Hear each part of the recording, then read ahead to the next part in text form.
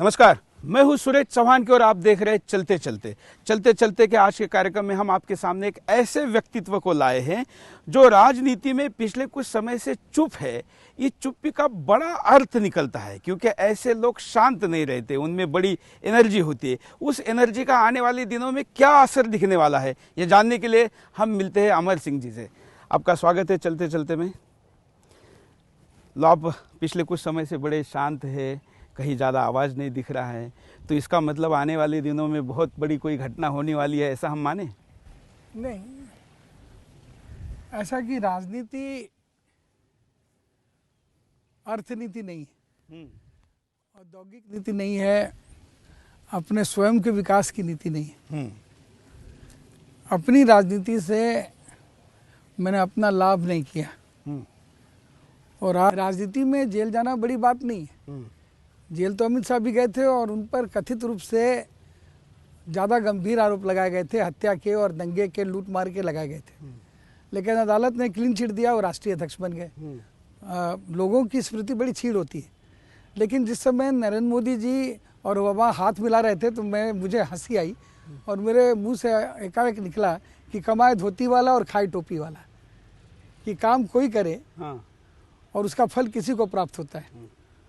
और इतिहास इतना निर्मम निष्ठुर होता है। मैं धन्यवाद देना चाहूँगा मनमोहन सिंह जी को, जिन्होंने कलाम साहब की मृत्यु के बाद एक साक्षात्कार में कहा कि जब मैंने अमर सिंह जी से इस डील को राष्ट्रहित में करने की बात कही थी तो उन्होंने साफ मना कर दिया और कहा कि आप कांग्रेस के नेता हैं और आप अपने दलीय स्वार्थ के लिए हमारा दुरुपयोग करेंगे, मैं ये नहीं चाहता। अगर डॉक्टर कलाम कहेंगे कि यह डील राष्ट्रीय हित में है तो मैं करूंगा। तो डॉक्टर कलाम से मैं पूछने गया और मेरे साथ मुलायम सिंह जी भी थे और कलाम साहब ने सीधी बात ये कही कि अगर ये डील नहीं होगा तो इंटरनेशनल एटॉमिक एनर्जी एसोसिएशन के अध्यक्ष अलबरदाई से पूछ लो।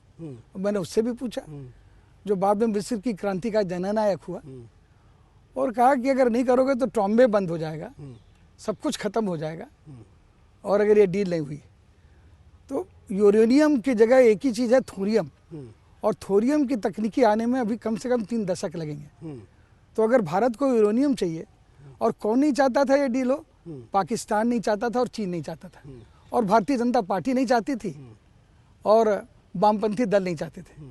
लेकिन वो डील तब गलत थी, और बाद में जब ओबामा आ गए और मोदी जी हाथ मिलाने लगे, अब उसी डील को आगे बढ़ाने के लिए रूस जा रहे हैं, यहाँ जा रहे हैं, वहाँ जा रहे हैं, यत्र तत्र सर्वत्र उनका विचरण हो रहा है। और सिवाय मनमोहन सिंह जी के किसी ने इस बात की चर्चा नहीं की, और समाजवादी पार्टी की भी मैं राजनीतिक शून्यता मानूंगा कि इस ऐतिहासिक काम को करने का एक श्रेय जो उनको लेना चाहिए।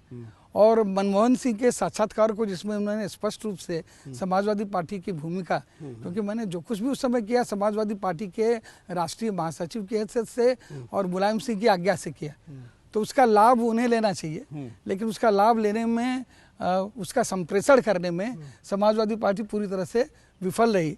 और मैं समझता हूँ जिस काम के लिए मैं जेल गया, वही एक बहुत बड़ा काम मैंने राष्ट्रहित में किया, क्योंकि वामपंथी दल कहते थे कि बहुत कोयला है। कहाँ है कोयला? अब तो कोयला का हम इंपोर्ट कर रहे हैं ऑस्ट्रेलिया से और अन्य देशों से। बोले इतना कोयला है कि नाभिकीय ऊर्जा की जरूरत ही नहीं है। तो कभी कभी क्या होता है कि लम्हों ने खता की और सदियों ने सजा पाई।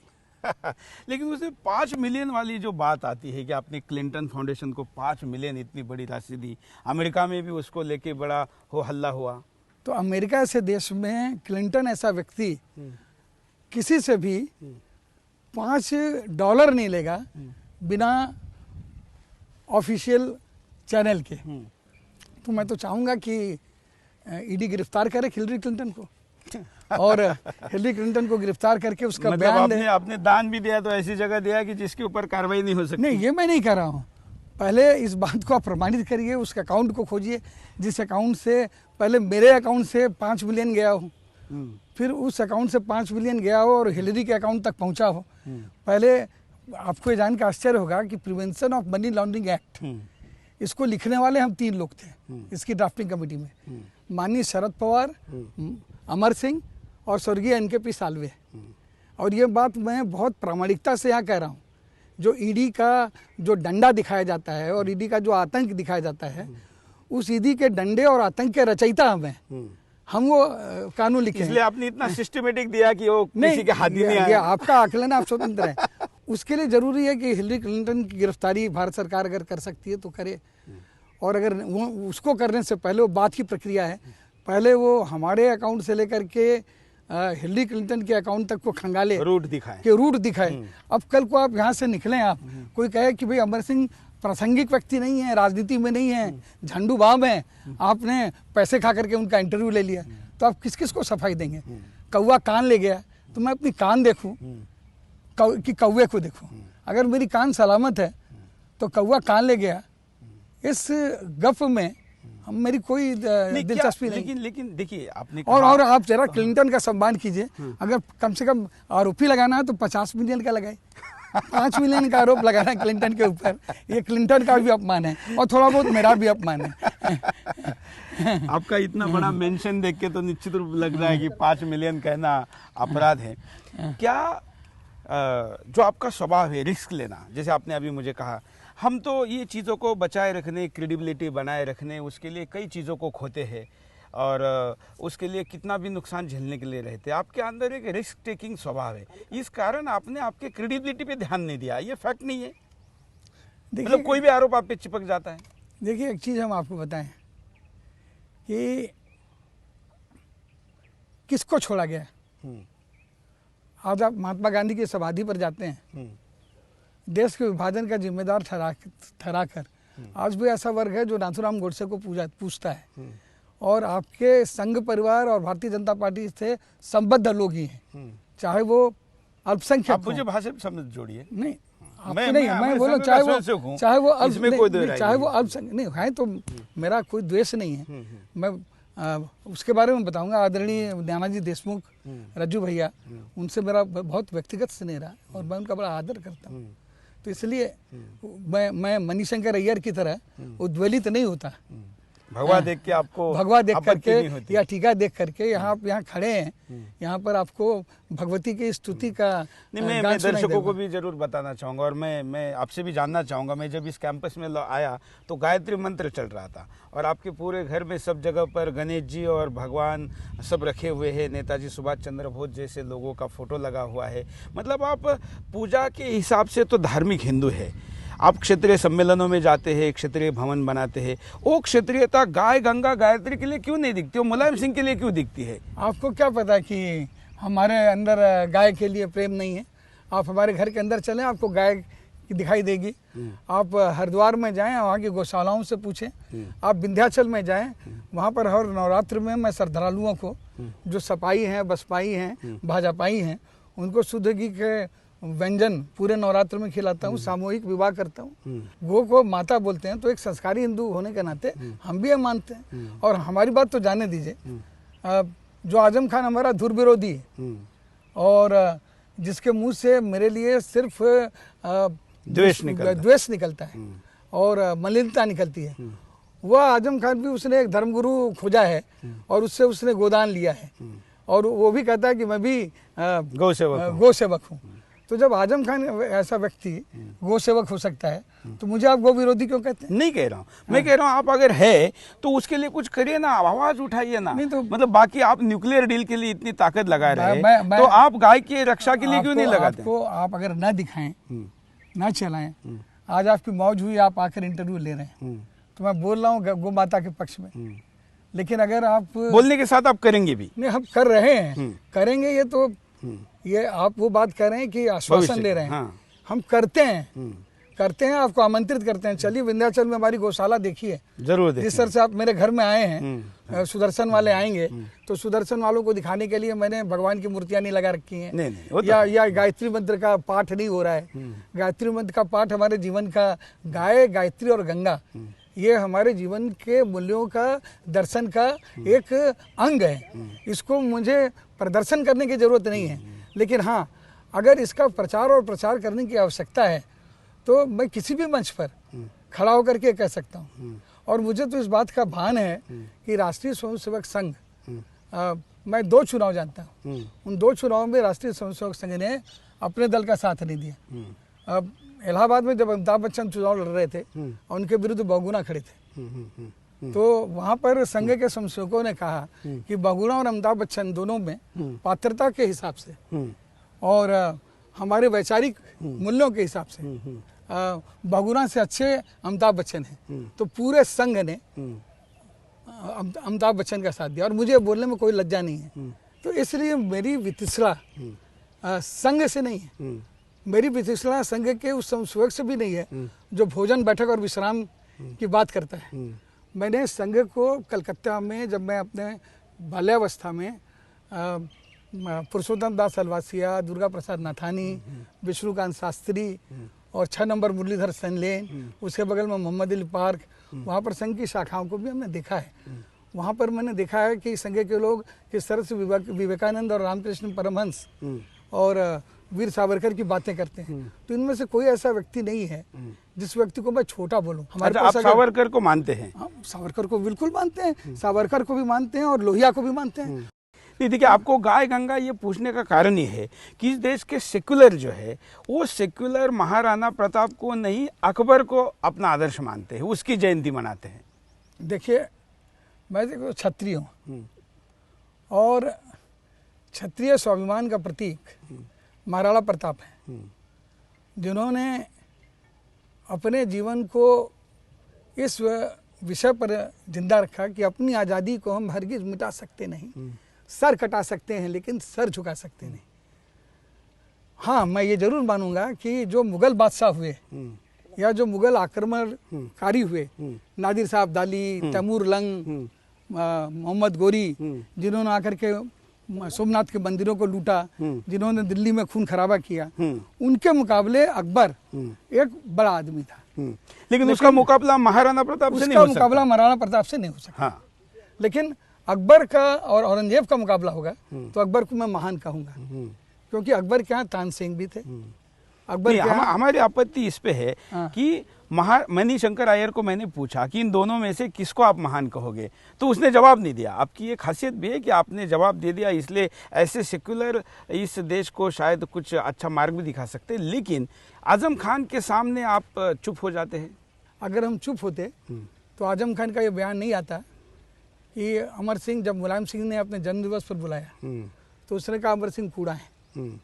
तो मैंने कहा कि भाई, जो व्यक्ति कूड़े की सफाई करता है वो सफाई करने वाले कर्मचारी को सिर्फ कूड़ा ही दिखाई देगा, लेकिन कोयले के कूड़े के घूर में छिपा हीरा जौहरी को दिखाई देता है। तो उसके बाद आजम खान ने ये कहा कानपुर में अभी पिछले दिनों, अमर सिंह दगावा कारतूस हैं। हम बोला हर कारतूस वो दगने के बाद उसकी खोल रह जाती है, उसमें नया बारूद भरा जाता है, खोल में नया घोड़ा चुना जाता है और उसके नए खाने चुने जाते हैं और नया ट्रिगर चुना जाता है और नया निशाना होता है। तो इंतजार कीजिए तो कि भाई इस दगे हुए कारतूस में बकौल आजम खान के कौन सा कारतूस भरा जाएगा, किस घोड़े के खाने में वो लगेगा, कौन उसका ट्रिगर किसकी ओर निशाना बना तो वही आज हम गोला बारूद के अंदर की क्या है, कौन सा ट्रिगर है, कौन सी बंदूक है, कौन निशाना है, ये थोड़ा देश को समझाना चाहते हैं। देखिए, निशाना मोदी है या आजम खान है? देखिए, अगर मोदी मुलायम सिंह का निशाना नहीं है तो अमर सिंह का निशाना कैसे हो सकता है? अगर मोदी मुलायम सिंह की सार्वजनिक रूप से तारीफ कर रहे हैं और मुलायम सिंह मोदी के आसन पर जाकर उनका हाथ थामकर उनकी प्रशंसा कर रहे हैं, तो कुछ भी हो, मुलायम सिंह ने एक बयान दिया कि अमर सिंह हमारे दिल में है। मुलायम सिंह मेरे दिल में भी है और दिमाग में भी है। मैं तो सिर्फ मुलायम सिंह के दिल में हूँ, मुलायम सिंह के दिमाग में नहीं हूँ। मुलायम सिंह के दिमाग में आजम खान है, दिल में अमर सिंह है। हमारे दिल में भी मुलायम सिंह है, हमारे दिमाग में भी मुलायम सिंह है। तो अभी मुलायम सिंह को तय करना है कि दिमाग से काम लेना है कि दिल से, दिमाग से काम लेना है या दिल से काम लेना है। लेकिन आजम खान मुलायम सिंह के भले ही दिमाग में हो, आजम खान के पास दिमाग है ऐसा तो कहीं लगता नहीं। मैं नहीं समझता कि समाजवादी पार्टी को ऐसा लगता है और मुलायम सिंह जी को ऐसा लगता है। उन्हें लगता है कि एक समुदाय के पूरे वोट बैंक का मालिकाना हुकूक किसी के पास नहीं है। अगर कुछ है तो वो भाई आजम खान के पास है, और वह अपने दल के सर्वमान सर्वोत्कृष्ट नेता हैं। कोई ना कोई मजबूरी तो होगी कि जो मुलायम सिंह अपने जन्म दिवस पर मुझे समारोह करके अपने हाथ से केक खिलाते हैं, उसके तत्काल बाद उनका सबसे कद्दावर साथी मुझे कूड़ा कहता है, वह चुप रहते हैं। वह मुलायम सिंह जो महिलाओं का सम्मान करते हैं, उन मुलायम सिंह के सामने जयप्रदा जी को नाचने वाली की संज्ञा और उपमा देता है, इस पर भी वो चुप रहते हैं। मुलायम सिंह जी हमसे स्नेह करते हैं और कहते हैं अमर सिंह हमारे दिल में है। उसके बाद आजम खान का बयान आता है कि वो चल चुकी दगी कारतूस है, इसके बाद भी वो चुप रहते हैं। तो है यही प्यार की आबरू, मैं वफा करूं वो जफा करें, जो वफा भी काम ना आ सके तो कोई बताए हम क्या करें। लेकिन आप कुछ नहीं करेंगे ऐसा तो नहीं होगा, कुछ तो जरूर करेंगे। और क्या करने वाले हैं ये भारत के राजनीति में, खास करके उत्तर प्रदेश में आने वाले जो चुनाव है उसके लिए महत्वपूर्ण है। मैं मोदी पे वापस लौटता हूँ। देखिए आपको मैं एक चीज बता दूं, हाँ। मैं कुछ भी करूं, मैं किरण बेदी तो नहीं बनूंगा। 4 दिनों की चांदनी फिर अंधेरी रात। हाँ। मैं उस नरेंद्र मोदी को जानता हूं जो अपने विरोधियों से भी संपर्क करने में माहिर था। मैं उस नरेंद्र मोदी को जानता हूं जिसके पास भाव अभिव्यक्ति संप्रेषण और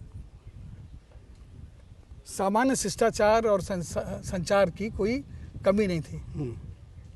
अब एक ऐसा नरेंद्र मोदी सामने है जो सिर्फ दूरदर्शन पर, मन की बात के द्वारा रेडियो पर या यदा कदा सार्वजनिक समारोहों में दूर से अपने पुराने मित्रों को भी दिखाई देता है।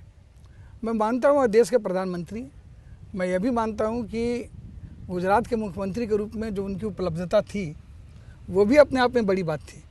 आज अखिलेश यादव से भी मैं बात करना चाहूँ तो आज फ़ोन करूँ तो 4 दिन तक उसका उत्तर नहीं आता, जबकि अखिलेश यादव तो मेरे बालक की तरह है, उसे मैंने पाला पोसा और बड़ा किया है, फिर भी 5 दिन तक उसका उत्तर नहीं आता।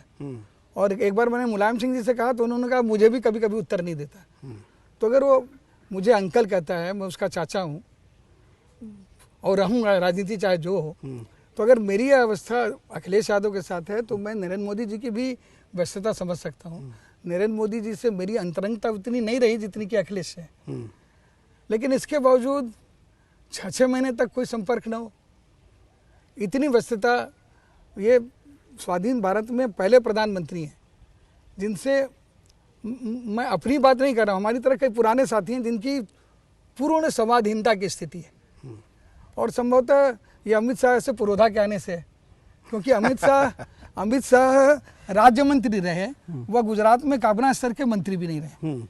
इसलिए अडवाणी जी को संभवतः मालूम है, अटल जी को मालूम है, प्रमोद महाजन को मालूम है कि हमें और मुलायम सिंह जी को दोनों को बुलाया गया उन्होंने, और हमने कहा कि गुजरात के बाद किसी मुसलमान को बनाना चाहिए। अडवाणी जी ने कहा कोई राष्ट्र प्रेमी मुसलमान हो तो बताइए, तो हमने और मुलायम सिंह जी ने कहा कलाम, भारत रत्न है, परमाणु का पुरोधा है, और तत्काल अटल जी अडवाणी जी ने कलाम के नाम को माना। यह सलाह मैंने मुलायम सिंह को दी और इसका पूरा श्रेय लेकिन मुलायम सिंह को जाता है। और मुलायम सिंह जी और वामपंथी दलों के अंदर जो परंपरागत एक सम्मान और स्नेह का भाव था वह भी इसी बात से टूटा। तो इस परिस्थिति में संभवतः कौन जा कर के कहे, जितने पुराने वरिष्ठ लोग हैं, हम अपनी बात नहीं, भारतीय जनता पार्टी में मुरली मनोहर जोशी की मुरली बंद है और शत्रुघ्न सिन्हा वो बोल रहे हैं लेकिन डकार खाले में उनके तूती की आवाज़ सुनने वाला कोई नहीं है।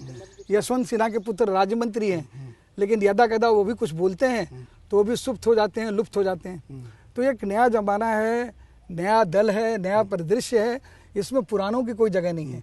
हमारी तरह कई लोग सोचते हैं लेकिन बोल नहीं पाते। मैं खुल करके बोलने की मुझे आदत है। शायद संपर्क आपका फोन पे भले ना हो मोदी जी से, कैमरे पे कुछ बोल दे उन तक पहुंच जाएगा। नहीं, मैं मोदी जी का विरोधी नहीं हूँ। मैं मोदी जी को अच्छा काम कर रहे कि नहीं, अच्छा काम करने से ज़्यादा जरूरी है अच्छे काम की अवधारणा बने। अच्छा दिखना चाहिए, अच्छा दिखना चाहिए। अच्छा दिख नहीं रहा है और अवधारणा अच्छी नहीं है। अवधारणा जिस मोदी को देखने के लिए लोग टीवी चलाते थे, अब उनकी तस्वीर आने पर लोग टीवी बंद करने लगे। खैर ऐसा तो टीआरपी में नहीं दिख रहा है। नहीं दिखे, हाँ। लेकिन मैं आपको बताता हूँ, ऐसे लोग भी हो गए जो टीवी बंद करते हैं, पहले ऐसे लोग थे ही नहीं। चलिए, ऐसे लोगों की पहुंच भी उत्पन्न हो रही है, ये भी दुखद बात ये है। तो किसी भी राजनेता ने इस पे जरूर सोचना चाहिए कि अगर ऐसा हो रहा है तो उस पे आगे क्या होना चाहिए। ऐसा देखिए, मोदी को आप बेईमान नहीं कर सकते, क्योंकि जो जिसकी माँ एक सामान्य घर में रहती है, जिसके भाई अभी भी सामान्य काम करते हो, जिसकी पत्नी राजकीय बस में अभी भी यात्रा करती हो, जिसके लिए ये कह सकते हैं कि आगे नाथ न पीछे पगा, उस व्यक्ति को आप बेईमान नहीं कर सकते। लेकिन निश्चित रूप से अब मुलायम सिंह जी से हमारे बड़े कटु अनुभव भी रहे, लेकिन मैं अपने जीवन में मुलायम सिंह के स्नेह को नहीं भुला सकता। मैं उनके विरोधी दल में भले जाके खड़ा हो जाऊं, लेकिन मैं मुलायम सिंह जी का अहित नहीं देख सकता। जैसे नरेंद्र मोदी जी ने भी अपने भाषण में कह ही दिया, जब उनका विदाई समारोह हो रहा था, कि शंकर सिंह बघेला जी, आपको इस बात से गर्व होगा कि वो व्यक्ति जो संघ के प्रचारक के रूप में पूरे गुजरात आपकी फटफटिया के पीछे बैठ करके घूमा, आज देश का प्रधानमंत्री बना। तो शंकर सिंह बघेला और नरेंद्र मोदी के इतिहास को वो दोनों क्या भुला सकते हैं? तो मुलायम सिंह यादव और अमर सिंह का जो एक परस्पर इतिहास, समन्वय और सद्भाव का संबंध रहा है, उसे क्या मैं भुला सकता हूँ? वो भुला सकते हैं। ये अलग बात है कि वक्त ने किया क्या हंसी सितम, हम रहे ना हम, तुम रहे ना तुम। समाजवादी वाले आपसे इस कारण भी ज्यादा नाराज रहते, उनको लगता है कि मुलायम सिंह एकदम आम आदमी, जमीन पे चलने वाले नेता थे। आपने एकदम से उनको बॉलीवुड का स्टार और बड़े बड़े फिल्म सितारे, जिनको देखने के लिए लोग शायद टीवी से ज्यादा कभी देख नहीं सकते, उनको आपने उत्तर प्रदेश के छोटे से गाँव में ला दिया और मुलायम सिंह के सामने पेश 3 वाला डांस हो रहा है। आप एक चीज बताएं, पिछले 6 वर्षों से मैं नहीं हूँ। लत लगने के बाद छुट्टी नहीं ना, आपने ऐसी लत लगाई थी। ये तो चित और पद दोनों हो गई, और इसका भी मैं जवाब दे रहा हूँ। पहली बात तो ये कि 6 वर्षों से मैं वहाँ नहीं हूँ, फिर भी मल्लिका शेरावत, माधुरी दीक्षित और ऋतिक रोशन, बल्कि ये तमाम लोग आते हैं, सलमान खान, ऐसा कोई नहीं है जो वहाँ नहीं आता है। वो आवागमन की प्रक्रिया बंद नहीं हुई। आप कह सकते हो लत मैंने लगा दी, तो ठीक है, चलिए हमने लत लगा दी। लेकिन एक चीज का उत्तर दीजिए, समाजवादी पार्टी में मेरे आने से पहले इंसाफ का तराजू में अपने बलात्कार के दृश्यों के लिए सुप्रसिद्ध खलनायक राज बब्बर, उन्हें राज्यसभा में कौन लाया? सांसद कौन बनाया? क्या वो स्टार नहीं थे? और अगर स्टार से इतनी नफरत है तो वहाँ जया बच्चन क्या कर रही है?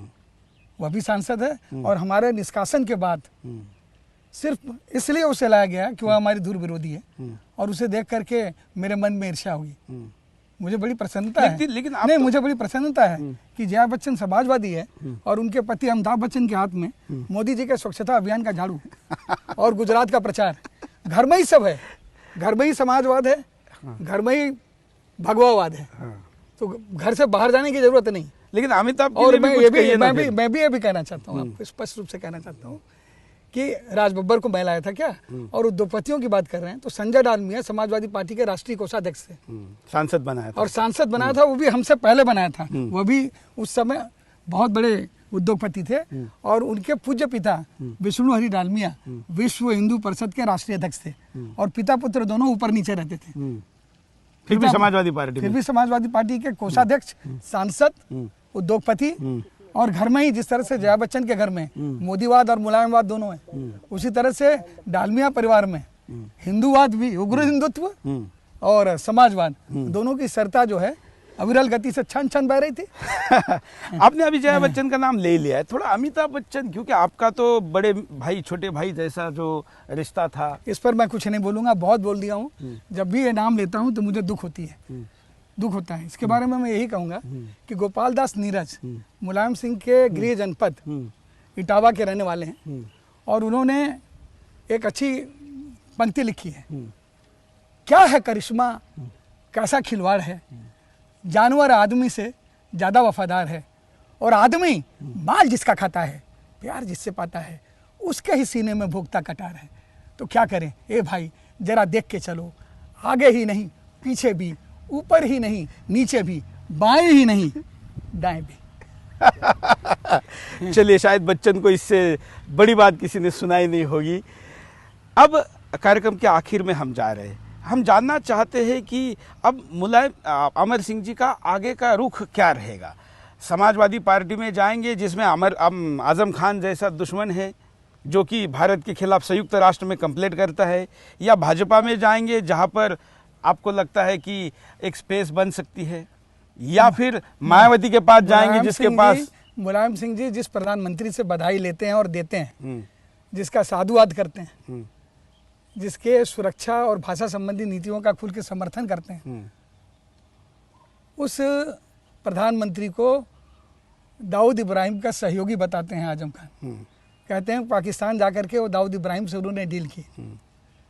तो मैं आजम खान ऐसे विद्वान व्यक्ति, जानकार व्यक्ति, जिनके पास आईबी और राज से भी ज़्यादा इन्फॉर्मेशन है, जो देश के मामले को यूनाइटेड नेशन में सुलझाने की अभूतपूर्व प्रतिम क्षमता रखते हैं, उनके बारे में, उनके ऐसे बड़े आदमी के बारे में मेरे ऐसे छोटे व्यक्ति ने एक बार हिम्मत की थी तो मुझे दल से निकाल दिया था मुलायम सिंह जी ने, और अपने दिल में रखा है। अब मैं अगर कुछ बोलूँगा तो क्या पता दिल से भी निकाल दें, इसलिए मुझे माफ़ करिए। लेकिन ऐसा अमर सिंह लोगों को पसंद नहीं आएगा जो कि आजम खान के खिलाफ बोलने से डरा है। देखिए, क्या क्या क्या देगी समाजवादी पार्टी आपको? नहीं, मुझे बताइए, समाजवादी पार्टी आपको क्या देगी? आपको एक सांसद से बड़ा घर है, बड़ा नाम है, पैसा तो आपके पास खैर बहुत सरल लक्ष्मी ने दिया ही है, क्या देगी? उसके बजाय आप इस आजम खान का उपाय करिए ना, हिंदुस्तान आपका आभारी रहेगा। इतना जरूर दिया है कि साईं इतना दीजिए जामे कुटुंब सभा है, मैं भी भूखा ना रहूं, ये साधु भी भूखा ना जाए, इतना तो जरूर दिया है। बाकी जिनके पास ज़्यादा पैसा है उनको ज़्यादा तकलीफ है, उनके ऊपर ज़्यादा जांच कर रही है मोदी सरकार। सारे पैसे वाले त्रस्त हैं, कुमार मंगलम बिरला भी त्रस्त है, मुकेश अंबानी भी गैस के दाम को लेकर त्रस्त है, अनिल अंबानी भी कर्जे में डूबा है, सुब्रता सहारा साहब तिहाड़ जेल में यंत्रणा सह रहे हैं। तो ज़्यादा पैसा भी उसी तरह से खतरनाक है जिस तरह से ज़्यादा चीनी डायबिटीज़ करती है, ज़्यादा नमक हाई ब्लड प्रेशर करता है। पैसा उतना ही होना चाहिए जिसमें आपकी भूख मिट जाए, आप अपने आतिथ्य का स्वागत कर लें और अपना जीवन संस्कार के साथ, सम्मान के साथ और स्वाभिमान के साथ जी लें। ऐसा कहे कि आप राहुल गांधी का मुद्दा छीन रहे। राहुल गांधी तो इसको सूट-बूट की सरकार कहते हैं। कुछ तो लोग कहेंगे, लोगों का काम कहना। और एक बात कहते हैं ना कि कुछ रीत जगत की ऐसी है, हर एक सुबह की शाम हुई, तू कौन है तेरा नाम है क्या, सीता भी यहाँ बदनाम हुई, फिर क्यों संसार की बातों से अरे भीग गए तेरे नैना। कुछ तो लोग कहेंगे, लोगों का काम है कहना। राहुल गांधी ने कहा तो कौन सा मोदी जी ने छोड़ दिया? अगर मोदी जी राहुल गांधी को अपरिपक्व कहेंगे तो इससे राहुल गांधी का कद बढ़ता है, इससे राहुल गांधी का नुकसान नहीं होता। क्योंकि मोदी जी के सीधे विरोध से, मोदी जी से असंतुष्ट लोग को वो संदेश दे रहे हैं कि मेरा विकल्प राहुल गांधी है, और इससे राहुल गांधी विकल्प हो सकता है। विकल्प हो या ना हो, लेकिन जो भी एक असंतुष्टों का वर्ग है उसका जमावड़ा तो वही होगा। इसलिए सबसे बड़ी सेवा मुलायम सिंह की यही कर सकते थे मोदी जी, अगर वो उत्तर प्रदेश चुनाव से पहले मुलायम सिंह पर और उनके दल पर तीखा हमला करते, ताकि मोदी विरोधी वोट कांग्रेस में, जैसे अभी देवबंद में चला गया, जो मुसलमानों की एक धरती है जहाँ पर मुसलमानों का संदेश जहाँ से जागृत होता है, देवबंद का सीट कांग्रेस को जाना एक बहुत बड़ा संदेश है, जिस संदेश को समय रहते समाजवादी पार्टी को, हमारे दल को, हमारे साथियों को सुनना चाहिए।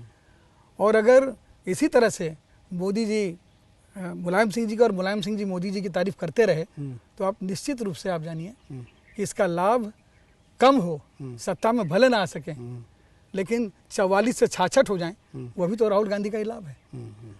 प्रशांत किशोर मोदी जी के यहाँ, फिर प्रशांत किशोर बिहार में, और फिर प्रशांत किशोर अब राहुल गांधी के कक्ष में। ये जो रेखा जो है वो क्यों विचलित हो रही है? क्यों उनके चाहने वाले उनको छोड़कर यत्र तत्र जा रहे हैं? क्यों अमर सिंह ऐसा व्यक्ति जो राजनीतिक रूप से भले उनसे दूर रहो, लेकिन जो व्यक्तिगत सद्भाव मेरे मन में उनके लिए था, उसमें कुछ दूरी आई है। मैं उनको गलत तो नहीं मानता, लेकिन अपने पास भी नहीं मानता। तो ऐसे बहुत से लोग हैं। ये जरूरी नहीं है कि प्रधानमंत्री हमारे संपर्क में रहे, वो 100 करोड़ लोगों का प्रतिनिधि है, लेकिन 2 दशकों से का जो एक साथी है, कम से कम मैं इस कार्यक्रम के अंत में एक बात आपसे कहूँगा, मुलायम सिंह अपने साथियों को मसल डालते हैं, कुचल डालते हैं, ख़त्म कर देते हैं, लेकिन व्यवहार से संपर्क जोड़े रहते हैं। जैसे उन्होंने मसला कुचला ख़त्म किया, मेरी सीट प्रथम पंक्ति से पिछली पंक्ति में रखी, सुप्रीम कोर्ट के आदेश से मुझे अपनी सदस्यता बचानी पड़ी, मुझे 6 वर्ष के लिए निष्कासित किया, लेकिन कभी मेरे विरुद्ध बोले नहीं। जब भी मुँह खोले तो अमर सिंह हमारे दल में नहीं, हमारे दिल में है, और आजम खान हमारे दिमाग में है, क्योंकि हमें राजनीति लड़नी है और राजनीति करने के लिए अल्पसंख्यक मतों के लिए आजम खान जरूरी है। वह चाहे मोदी को दाऊद का साथी बोले, हमारे जन्मदिन के समारोह के खर्च के बारे में, चाहे वो ये कहे कि अबू सलीम और दाऊद इब्राहिम ने इसे फंड किया है, तो मतलब जो कुछ भी कहो, जो तुमको हो पसंद वही बात करेंगे, तुम दिन को कहो रात आजम तो हम रात कहेंगे। एक कमेंट में आपकी जरूर चाहूंगा, ये जेएनयू में और भारत के कुछ यूनिवर्सिटियों में जो देशद्रोही लागन हो रही है, एक ऐसा वायरस फैलाया जा रहा है जो कि इस देश के युवाओं में रिबेल्स के रूप में बहुत बड़े देशद्रोहियों की फौज खड़ी कर सकता है। देखिए, मैं इसको नहीं मानता। मेरा ये मानना है कि इसकी रचना सरकार ने की है। अगर हम इसे छोड़ देते, इसे बंद नहीं करते, तो कन्हैया का राष्ट्र हिंदुस्तान नहीं देखता। सुप्रीम कोर्ट में भी 2 वीडियो फर्जी बताए गए हैं। तो मेरे ऐसा व्यक्ति जब तक आश्वस्त न हो कि नारे लगे, जब तक आश्वस्त न हो, अगर 2 वीडियो भी फर्जी हैं, तो कानून भी कहता है कि 100 अपराधी छूट जाएं, लेकिन एक निरपराधी को सजा न मिले। ये नेचुरल जस्टिस ऑफ लॉ का कार्डिनल प्रिंसिपल है। उस आधार पर जब तक यह प्रमाण न हो, ये सही है कि हर आतंकवादी मुसलमान है, लेकिन ये भी कहना गलत होगा कि हर मुसलमान आतंकवादी है। अनुपात ज्यादा है।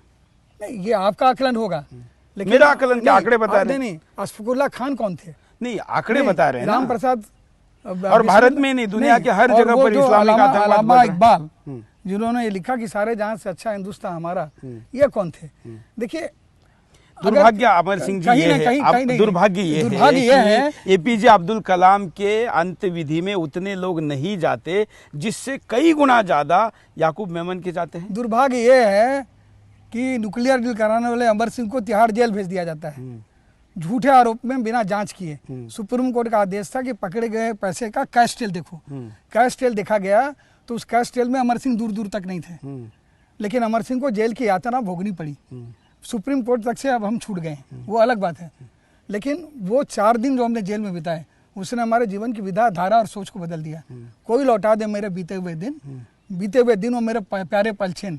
और कलाम साहब के, उसी कलाम का जिसका आप नाम ले रहे हैं, उसी कलाम के कहने से मैंने ये काम किया। और अब स्वयं पूर्व प्रधानमंत्री मनमोहन सिंह का विजुअल है, आप देख लीजिए, करण थापर को दिए गए साक्षात्कार में।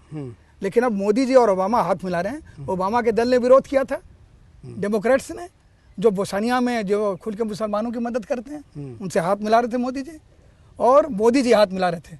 और यहाँ पर आकर के ओबामा ने उनको सहिष्णुता का संदेश दिया। हमने भी क्लिंटन को बुलाया था लखनऊ में, क्लिंटन ने कहा ईस्ट और west, UP and Mulayam is the best. चलिए, ये तो अच्छा है, लेकिन अब आगे क्या, मतलब मेरा आप आगे क्या का जवाब नहीं दे रहे। त्रिया चरित्रम पुरुषस्य भाग्यम, त्रिया का चरित्र और पुरुष का भाग्य, ये तो किसको पता है कि क्या होगा, कल क्या होगा। मैंने आपसे अभी कहा ना एक बात, उसी में मेरा उत्तर छुपा है कि भूतकाल व्याकुल करे और भविष्य कुलाए, वर्तमान में जो जिए तो जीना आ जाए।